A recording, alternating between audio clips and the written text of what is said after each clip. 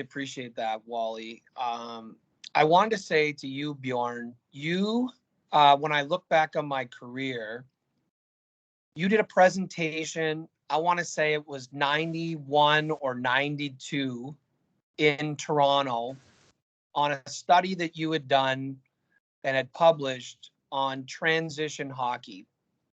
And I believe you had published it, I want to say, in 1990, but I probably saw you speaking live 91 or 92.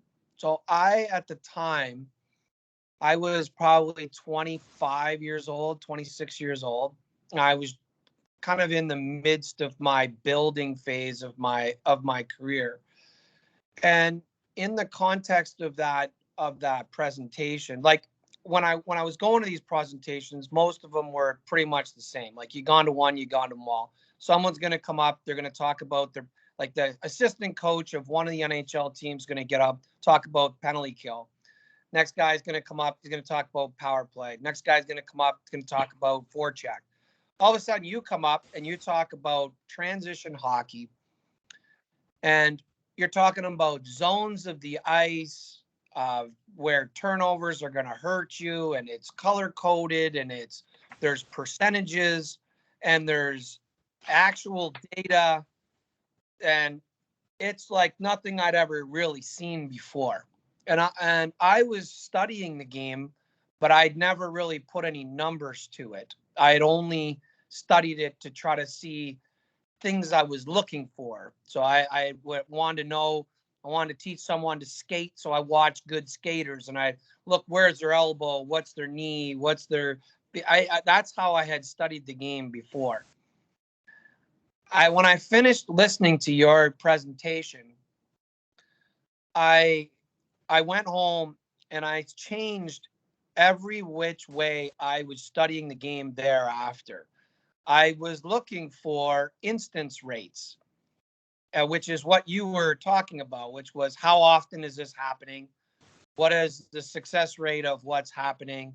And if we know such information, does that change how we think? Because now we know. So I started studying the game from a completely different perspective. So I would say that presentation that I saw in 91 or 92, somewhere in Toronto, is in the top very small percentage, like top 5, top 10, most influential things that ever happened that changed the trajectory of my career. So I talk very highly about Wally, because he's also in that top 5 of, I've read, when I went through the coaching clinics, his name was all throughout every book because he was an author of all the coaching courses. And I'm like, if I could just meet that guy just in my life, I will have done something, because he was influencing literally the entire country of Canada in how they thought. When I listened to you and I took that presentation, you gave out like pamphlets of it, or the people that did, they sent it afterwards. And I got a chance to like really study it. And it was probably top of mind for 3 or 4 years after, and just trying to go back to it and think about it differently. And then you talk about transition, but I was studying something else. So how could I apply it in that way? But I used a lot of that for, like I said, years and years and years afterwards. And I would say that the core of what I do now is very much riddled with what you had done at that time. So when Wally talks, and you are now here on a free call to everybody who Wally has on his list, and you were in the middle of Toronto doing a presentation to a bunch of snot-nosed coaches who we really didn't know anything about nothing, and we're just there to listen. You just never know who you're talking to, because that snot-nosed kid was me, and that changed the course of my career, my life. And it just was proof positive every time Wally brings someone like you, that I have a personal relationship, even though you have no idea who I am or what I've done or what's happened thereafter. I certainly know you, because you were a major impact in my life, even though you did so anonymously in the sense of what you thought of me, and you didn't know who you were speaking to or where that information was going to go. And I just want to tell you that, and share that story, because that would be certainly a story you've probably heard before. I'm sure that I wasn't the only one that felt like that, and you probably have a long list of similar stories of people that did so. But I'm sure it never gets old to hear that something that you put your blood, sweat, and tears into for probably so long. Like, that study was not something you did in 5 minutes. That was a big study with a lot of hours put in, and you just never know where it goes. And I can tell you that work was critical, and it impacted me and every player I've worked with and every coach and every organization I've worked with thereafter. So I want to thank you to start. And I know it's a long diatribe on all of that, but I think it's important to share things like that, because people now, the ironic part about it is people say similar things to me. And I'm always curious about the context. And so that's why I go out of my way in situations like this to really share all the details, because I'm sure that that's something that was important to you. And you didn't know when you were down there doing that research that would be the impact that some Canadian kid would then, who has no business really being in hockey at that time. It really didn't have there was no reason for me to do anything. You created an avenue of study and opportunity for me. I'll always be grateful. Thank you. Well, thank you for that. That's really nice to hear. And it goes back to a little bit about that coaching is teamwork. As a coach, my job is to maybe see the plans, but it's not worth anything if the player, and in this case a coach, take that seed and water it and nurse it and apply it in a way that makes sense. Because there's been a lot of coaches who took my word as gospel and they just play that way. And that was never the intention, that you should just stay back and wait, because you still have to create some goals to win the game. If both teams just play on transition, they're going to end up with 250 transitions each, and the game's going to be 2-2. And what you obviously did was that you took some information and researched on it and see how it could be implemented in a functional way, and it became a small part that grew to something big, the way you handle it. And that's what I say. Coaching is teamwork. It's not coach says and you do. Coach says and you try to understand and you process and you work with it and you try to implement it. And if you implement it in a successful way, then it's coaching, what the two parts have done together. So it's Darryl, a good example for teamwork in coaching. If I could continue, I wanted to just continue to offer that point, because I think it's a good one. My whole MO in my career was to take people's information that I was learning and have that become the starting point of my study. I wasn't big on, well, Bjorn came, he made a really compelling case towards transition at that time. My attitude was never to take that and then apply it directly in exactly what it was. I was more interested in the process of study and how you came to come up with that study. I was less interested in, especially at that time, I was less interested in transition as a subject matter. I was more interested in the study and how you came up with it, because I'd never seen anybody do that before in hockey. I knew people studied the game, but I'd never seen it like that. And so I think the important lesson for me was trying to deduct some of your process and then have that become the starting point for my own study. I think you raise a good point. Like, I've done this quite a bit myself, and I don't know if you share this thought or not, but whenever I've done a study and I've published it, it's almost irrelevant in some cases, the context of what it was I was studying, because of the length of time it took me to study such material. A lot would then have changed, but in between the time I studied I started the study to the time in which I was finished, my own thoughts towards that subject matter had already evolved. Like 6 months later, after I had finished it, I already knew more from the benefit of the study. So once I started to do studies like that, on my own, I would get so frustrated because I would finish the study. In my mind, it would come to a conclusion, and I would be looking at it 6 months later and go, geez, like at least 10% of my thought process here has already evolved in the 6 months that's followed. So I published this study, but what's the point? Like I'm now so much further ahead than what I was when I was originally studying it. And then I come back to the way I was applying it with you. It's not necessarily about the subject matter. The subject matter is one part of it. And however, like maybe you're really interested in transition. So you take some of those ideas, but that becomes a starting point because I would be shocked if you said, no, the way I think about transition in that study, that's the same way I thought about that 2 years after. Probably not. You probably learned a tremendous amount beyond that in those 2 years. Then you would have the study that you would publish 2 years after would have some different elements and ideas to it. So it's important that we take those studies from that point is the starting point to take it wherever it was. And I just love that process. And I'm more curious about that. And if I could ask just one question, I don't need to be, belaboring the point here, but I'd love to ask one question as it related to the transition study that I'm most familiar with.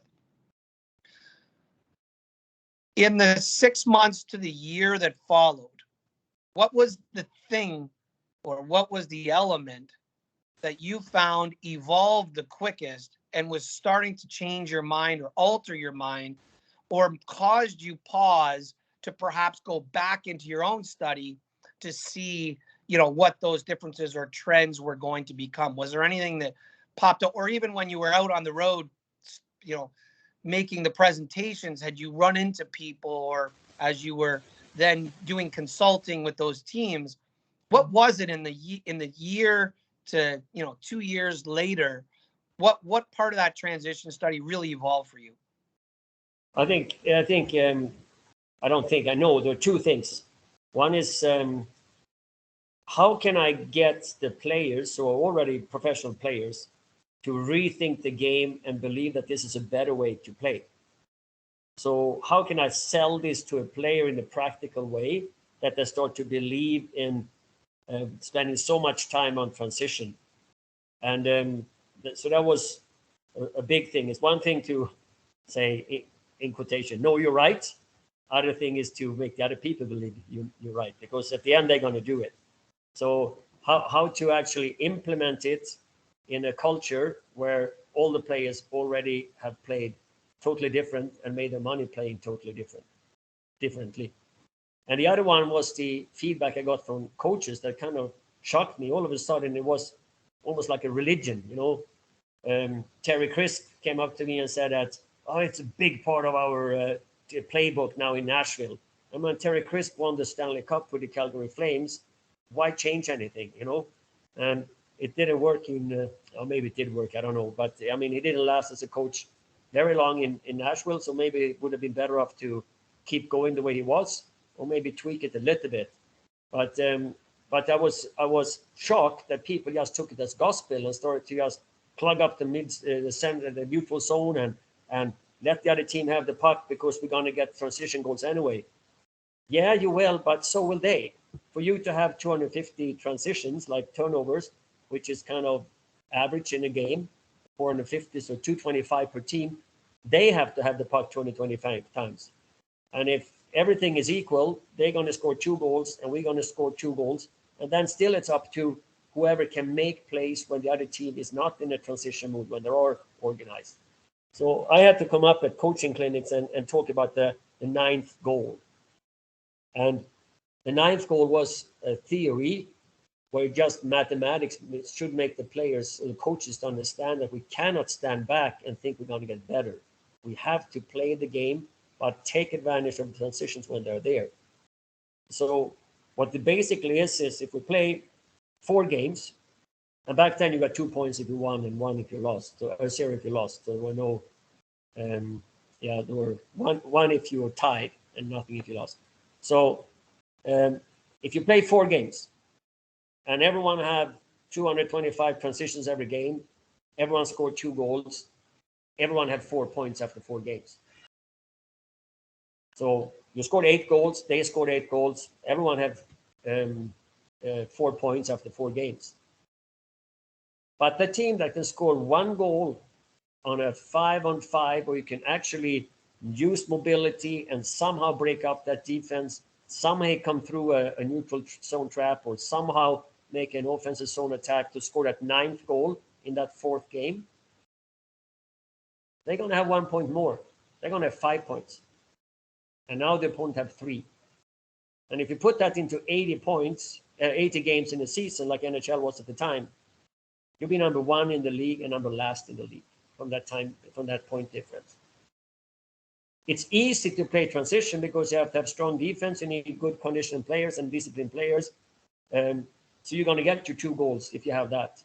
But to score that 9th goal, you need guys who can skate and pass and read the play and make surprise passes and fakes and all those kind of things that are much, much, much tougher to learn. So you have to teach that for your team once they are 5 years old up until they're 25 years old. Otherwise, you will never have a 26-year-old who's actually capable of winning a game for you. So I had to spend a whole lot of time kind of redoing what I've done, because people know one thing and they think that's the gospel, and they don't think for themselves. You had 10-year-olds playing transition hockey in Sweden, like backing up, and try to score on the counterattacks. And the whole Swedish league was absolutely terrible. It was, Wally has seen it. Good players like Bengt-Åke Gustafsson and the players at the time hated hockey. They didn't want to play anymore. They just were told to go back, and hope for a mistake, and then maybe score a goal. So two reasons. How can I sell it to the player, and how can I unsell it to the coaches? Was my thought, and I thought I was ahead of both groups, but how to actually make them understand it was much tougher than just present data the way I did the first time. If I could be so bold to ask just one more question, knowing that the rest of the group is sitting here just listening to me go off, and I apologize in advance for dominating this whole thing at this point. But the one thing that really stuck the test of time for me from that study that I've gone back to over and over and over again, that I think is really fascinating, is the whole idea, which was new to me at that time, which was that not everybody's on offense and not everybody's on defense at the same time. That there are some people are on offense while some people are still on defense, and that you could be the people furthest away from the puck, the best time for them to set up their next transition is in the time which you're on offense. So that always stuck with me, and I think that's held the test of time since the time I listened to it all the way through, and I've used that as a core piece to a lot of things in my own work, which I find is fascinating. And I wanted you to speak to that because I don't know how many people have on the call have had an opportunity to see the study I'm referring to, but there's a point in which you talk about not everybody being on offense and not everybody being on defense, and that there's this trading of roles, and that your team could have the puck, but yet people furthest away from the puck, that could be their best opportunity to like set their defensive gap, for example, knowing that the probability of a turnover is high, and that you could prepare yourself by being smart, knowing maybe I'm not on offense, completely on offense right now. There's a primary triangle around the puck, secondary triangle, and that interaction. I'm hoping you could, just for the benefit of the group, talk a little bit about that concept, because I always thought that stood the test of time, even to this day, as a really fascinating process that, like I said, it stuck with me.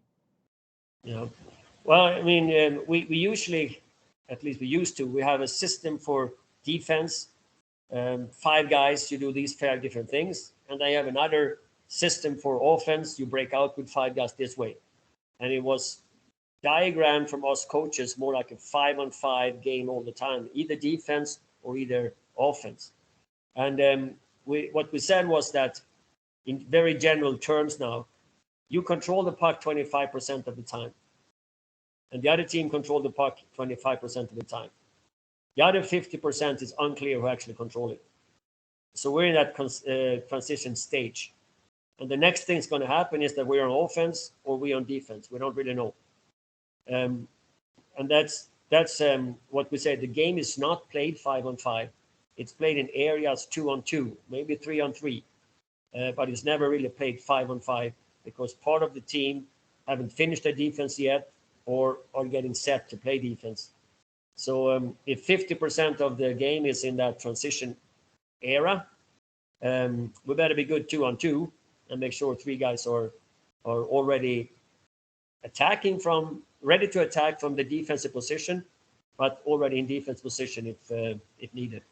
And I think actually all coaches talk about that nowadays. Like third forward high is kind of cover the puck carrier, give back support for the puck carrier. I mean, I think a lot of coaches actually make sure that they have 3 guys high, even if they're on offense, and only maybe on a very clear scoring chance on a rebound or so, you go with 4 guys deep into the zone and not hope for the best, but calculated, take advantage of those chances. So the game is most of the time in transition mode. That's why half the team has to be offense and half the team has to be defense, so we can switch quickly enough with 1 or 2 players, not with 5 players. Thanks, Bjorn. I really appreciate it. It's been great talking to you. I got to jump off now, but I really appreciate your time and hope to connect again soon. Appreciate you too. Thanks a lot.